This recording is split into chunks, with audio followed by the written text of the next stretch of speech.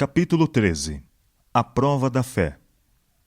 Abraão aceitara sem pôr em dúvida a promessa de um filho, mas não esperou que Deus cumprisse a palavra no tempo e maneira que ele o entendia. Foi permitida uma demora para provar sua fé no poder de Deus, mas ele não pôde suportar a prova. Achando impossível que lhe fosse dado um filho em sua avançada idade, Sara sugeriu, como um plano pelo qual o propósito divino poderia cumprir-se, que uma de suas servas fosse tomada por Abraão como segunda mulher. A poligamia se tornara tão espalhada que deixara de ser considerada como pecado, mas nem por isso deixava de ser uma violação da lei de Deus, e era de resultado fatal a santidade e paz na relação da família. Do casamento de Abraão com Agar resultaram males, não somente para sua própria casa, mas para gerações futuras. Lisonjeada pela honra de sua nova posição como esposa de Abraão e esperando ser a mãe da grande nação que dele descenderia, Agar se tornou orgulhosa, jactanciosa e tratou sua senhora com desprezo. Ciúmes recíprocos perturbavam a paz do lar que fora feliz. Obrigado a escutar as queixas de ambas, Abraão debalde se esforçou por estabelecer de novo a harmonia. Se bem que fosse pelos rogos encarecidos de Sara que ele desposara Agar, ela o censurava agora como o faltoso. Desejava banir sua rival, mas Abraão recusou-se a consentir nisto, pois Agar seria mãe de seu filho, como ele anelantemente esperava, o filho da promessa. Ela era serva de Sara, contudo, e ele a deixou ainda sob o domínio de sua senhora. O espírito altivo de Agar não tolerava a aspereza que sua própria insolência provocara, e afligiu a Sarai, e ela fugiu da sua face. Agar se encaminhou para o deserto, e quando repousava ao lado de uma fonte, sozinha e sem amigos, apareceu-lhe um anjo do Senhor, sob a forma humana. Dirigindo-se a ela como Agar, serva de Sarai, para fazer lembrar-se de sua posição e deveres, ordenou-lhe: torna-te para tua senhora e humilha-te debaixo de suas mãos. Todavia, com a repreensão houve de mistura palavras de consolo. O Senhor ouviu a tua aflição. Multiplicarei sobremaneira a tua semente, que não será contada, por numerosa que será. E como uma lembrança perpétua de sua misericórdia, foi-lhe ordenado chamar o seu filho Ismael. Deus ouvirá. Quando Abraão tinha quase 100 anos de idade, a promessa de um filho foi-lhe repetida, com a asseveração de que o futuro herdeiro seria filho de Sara. Mas Abraão ainda não compreendeu a promessa. Sua mente de pronto volveu para Ismael, apegando-se à crença de que, por meio dele, os propósitos graciosos de Deus deveriam cumprir-se. Em sua afeição para com o filho, exclamou: Oxalá que viva Ismael diante de teu rosto. De novo foi feita a promessa, com palavras que não poderiam ser mal compreendidas.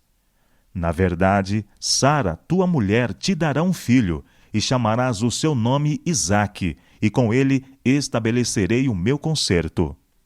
Deus, contudo, não se esqueceu da oração do pai.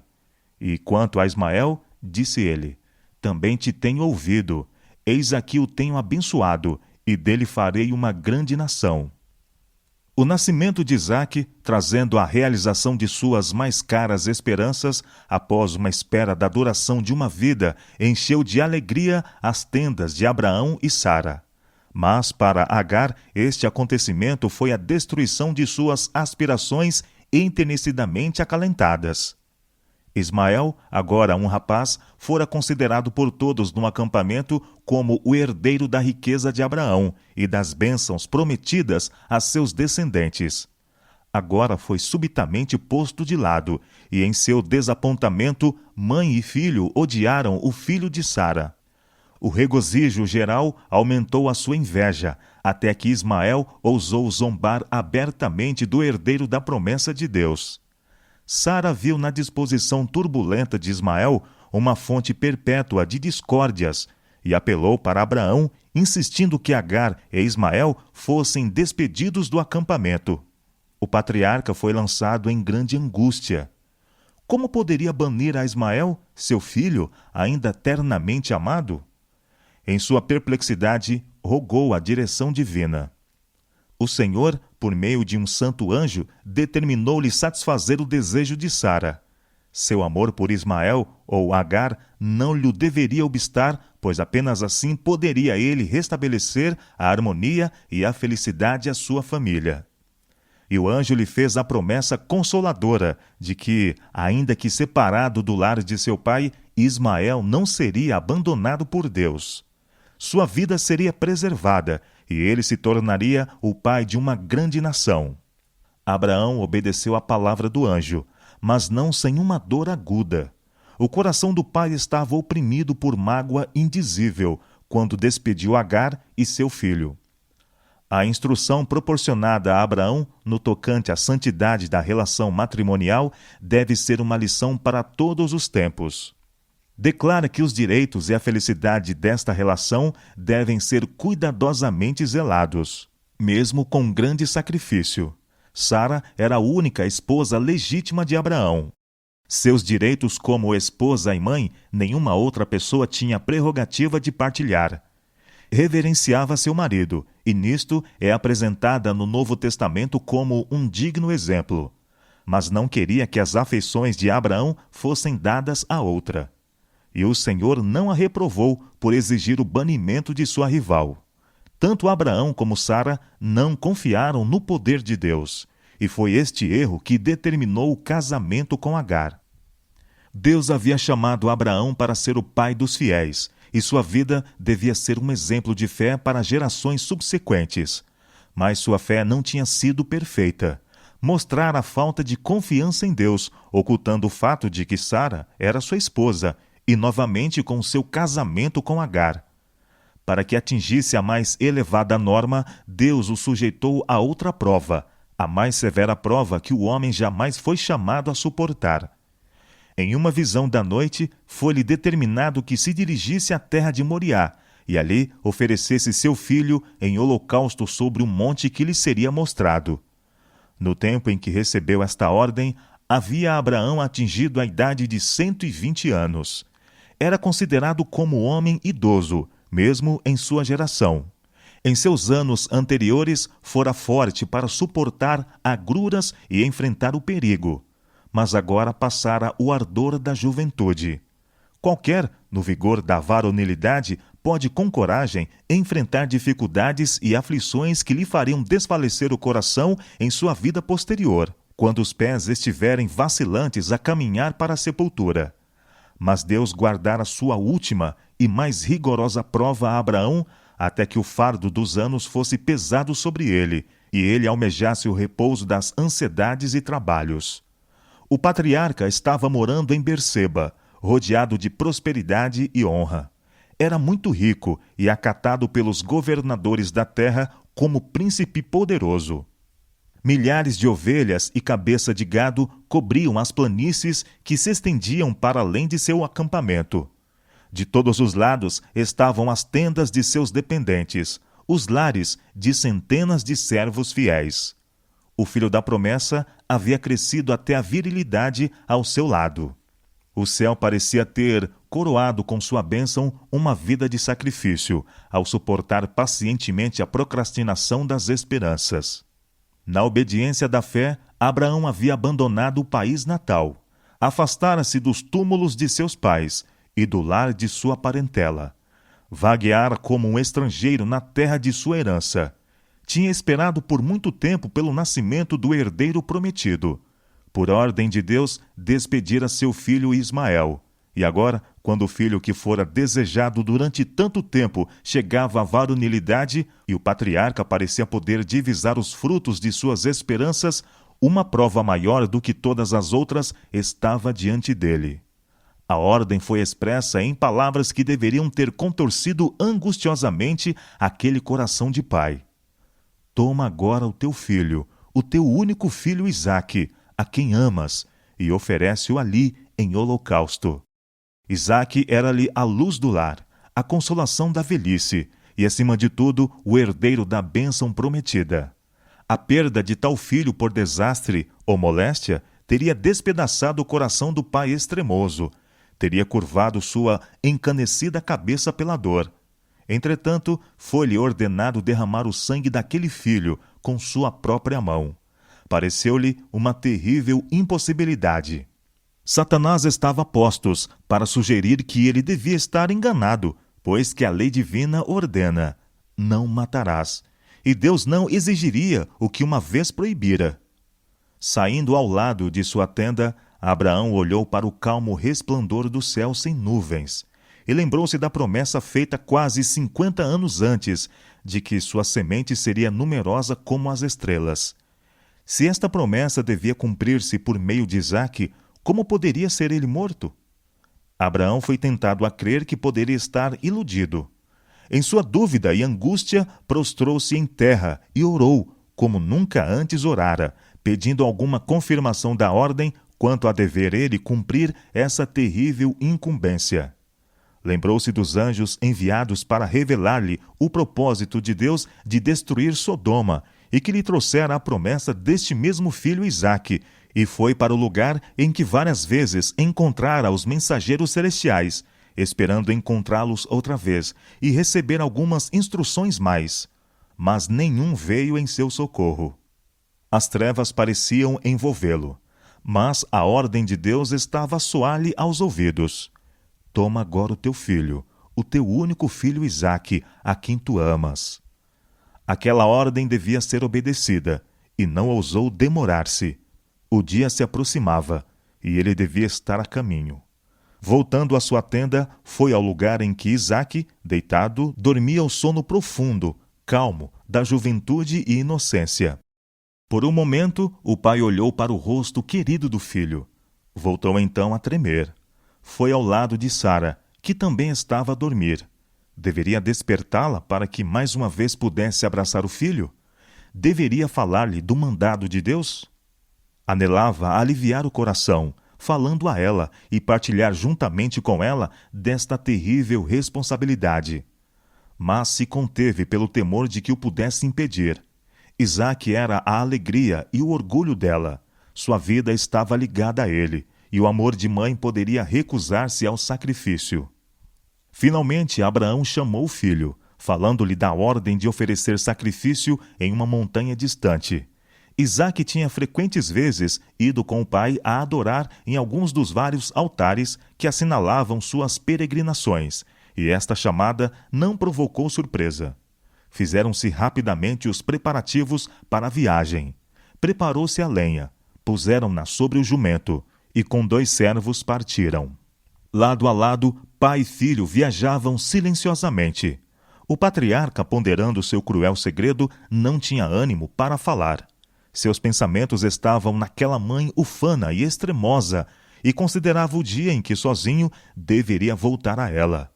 Bem sabia que a faca lhe cortaria o coração quando tirasse a vida de seu filho. Aquele dia, o mais comprido que jamais Abraão experimentara, arrastava-se vagarosamente ao seu termo. Enquanto seu filho e os moços dormiam, passou ele a noite em oração, esperando ainda que algum mensageiro celestial pudesse vir dizer que a prova já era suficiente, que o jovem poderia voltar ileso para sua mãe. Nenhum alívio, porém, lhe veio à alma torturada. Outro longo dia, outra noite de humilhação e oração, enquanto a ordem que o deveria deixar desfilhado lhe repercutia sempre no ouvido. Perto estava Satanás para insinuar dúvidas e incredulidade. Mas Abraão resistiu às suas sugestões. Quando estava a ponto de iniciar a viagem do 3º dia, o patriarca, olhando para o norte, viu o sinal prometido, uma nuvem de glória pairando sobre o monte Moriá, e compreendeu que a voz que lhe falara era do céu. Mesmo agora, não murmurou contra Deus, mas fortaleceu a alma, pensando nas provas da bondade e fidelidade do Senhor. Este filho fora dado inesperadamente, e não tinha aquele que conferira a preciosa dádiva o direito de reclamar o que era seu? Então a fé repetiu a promessa. Em Isaque será chamada a tua semente, semente numerosa como os grãos de areia na praia. Isaque fora filho de um milagre. E não poderia o poder que lhe dera vida restaurá-lo? Olhando para além daquilo que era visível, Abraão apreendeu a palavra divina, considerando que Deus era poderoso para até dos mortos o ressuscitar. Todavia, ninguém senão Deus poderia compreender quão grande era o sacrifício do pai ao entregar seu filho à morte. Abraão não quis que ninguém, a não ser Deus, testemunhasse a cena da separação. Mandou a seus servos que ficassem atrás, dizendo: Eu e o moço iremos até ali, e havendo adorado, tornaremos a vós. A lenha foi posta sobre Isaque, aquele que seria oferecido. O pai tomou a faca e o fogo, e juntos subiram para o cume da montanha, considerando o jovem em silêncio de onde deveria vir a oferta, tão longe de apriscos e rebanhos. Finalmente falou: Meu pai, eis aqui o fogo e a lenha, mas onde está o cordeiro para o holocausto? Oh, que prova foi esta! Quanto às carinhosas palavras, meu pai, feriram o coração de Abraão. Ele não lhe poderia dizer por enquanto: Deus proverá para si o cordeiro para o holocausto, meu filho, disse ele. No lugar indicado construíram o altar, e sobre o mesmo colocaram a lenha. Então, com voz trêmula, Abraão desvendou a seu filho a mensagem divina. Foi com terror e espanto que Isaque soube de sua sorte, mas não opôs resistência. Poderia escapar deste destino se o houvesse preferido fazer. O ancião, ferido de pesares, exausto com as lutas daqueles 3 dias terríveis, não poderia ter se oposto à vontade do vigoroso jovem. Isaque, porém, tinha sido educado desde a meninice a uma obediência pronta e confiante, e ao ser o propósito de Deus manifesto perante ele, entregou-se com voluntária submissão. Era participante da fé de Abraão e sentia-se honrado, sendo chamado a dar a vida em oferta a Deus. Com ternura, procurara aliviar a dor do pai e acoroçoar-lhe as mãos desfalecidas a amarrarem as cordas que o prendem ao altar. E agora as últimas palavras de amor são proferidas, as últimas lágrimas derramadas, o último abraço dado. O pai levanta o cutelo para matar o filho, quando o braço subitamente lhe é detido. Um anjo de Deus chama do céu o patriarca: Abraão, Abraão! Ele rapidamente responde: Eis-me aqui. E de novo se ouve a voz: Não estendas a tua mão sobre o moço, e não lhe faças nada, porquanto agora sei que temes a Deus, e não me negaste o teu filho, o teu único. Então Abraão viu um carneiro detrás dele, travado pelas suas pontas no mato, e prontamente, trazendo a nova vítima, ofereceu-a em lugar de seu filho. Em sua alegria e gratidão, Abraão deu um novo nome ao lugar sagrado: Jeová Jirê, o Senhor proverá. No Monte Moriá, Deus outra vez renovou seu concerto, confirmando com juramento solene a bênção a Abraão e sua semente por todas as gerações vindouras. Por mim mesmo jurei, diz o Senhor, porquanto fizeste esta ação e não me negaste o teu filho, o teu único, que deveras te abençoarei, e grandissimamente multiplicarei a tua semente como as estrelas do céu e como a areia que está na praia do mar. E a tua semente possuirá a porta dos seus inimigos, e em tua semente serão benditas todas as nações da terra, porquanto obedeceste à minha voz. O grande ato de fé de Abraão permanece como uma coluna de luz, iluminando o caminho dos servos de Deus em todos os séculos subsequentes. Abraão não procurou esquivar-se de fazer a vontade de Deus. Durante aquela viagem de 3 dias, ele teve tempo suficiente para raciocinar e para duvidar de Deus se estivesse disposto a isto. Poderia ter raciocinado que o tirar a vida a seu filho falo-ia ser considerado como um homicida, um segundo Caim, que isto faria com que seu ensino fosse rejeitado e desprezado, e assim destruiria o seu poder para fazer bem a seus semelhantes. Poderia ter alegado que a idade o dispensaria da obediência, mas o patriarca não procurou refúgio em qualquer dessas desculpas. Abraão era humano, suas paixões e afeições eram semelhantes às nossas. Mas não se deteve a discutir como a promessa poderia cumprir-se caso Isaque fosse morto. Não se deteve a arrazoar com seu coração doído. Sabia que Deus é justo e reto em todas as suas reivindicações, e à risca obedeceu à ordem. E creu Abraão em Deus, e foi-lhe isto imputado como justiça, e foi chamado o amigo de Deus. E Paulo diz: os que são da fé são filhos de Abraão. Mas a fé de Abraão foi manifestada pelas suas obras. O nosso pai Abraão não foi justificado pelas obras quando ofereceu sobre o altar o seu filho Isaque? Bem vês que a fé cooperou com as suas obras e que pelas obras a fé foi aperfeiçoada. Há muitos que não podem compreender a relação da fé com as obras. Dizem eles: crê apenas em Cristo e estás salvo. Nada tens a ver com a guarda da lei.